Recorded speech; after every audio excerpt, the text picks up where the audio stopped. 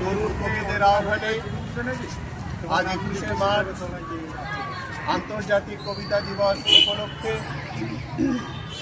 বিদ্যাসাগরের মূর্তির পদতলে সমবেত হয়েছি।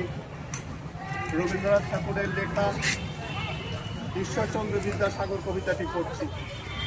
বঙ্গ সাহিত্যের রাত্রি স্তব্ধ ছিল তন্দ্রার আবেশে, অখ্যাত জড়ত্ব হারে অভিভূত কি পূর্ণ নিমিষে তব শুভ ভূদয়ে বিকিরিল প্রদীপ্ত প্রতিভা।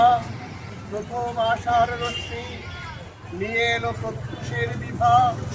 বঙ্গ ভারতীর ভালে পড়ালো প্রথম জয়টিকা। রুদ্ধ ভাষা আধারের খুলিলে নিবিড় জবনিকা।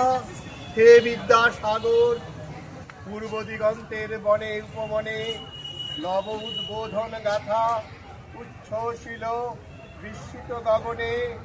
যে বাণী আনিলে বহি নিষ্কলুষ, তাহা শুভ্র রুচি।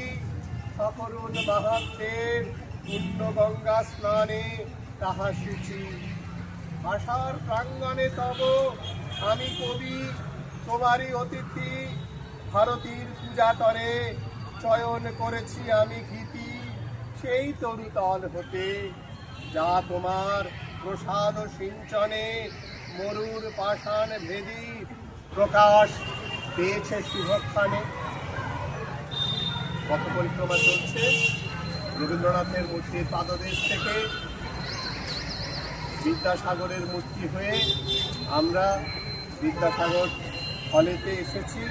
বিদ্যাসাগর মহাশয়ের আরেকটি মূর্তি নিচ্ছে। এই ভবনে রবীন্দ্রনাথ এসেছিলেন এবং এই কবিতাটি তিনি লিখেছিলেন এই হলের, বিদ্যাসাগর হলের উদ্বোধন উপলক্ষে।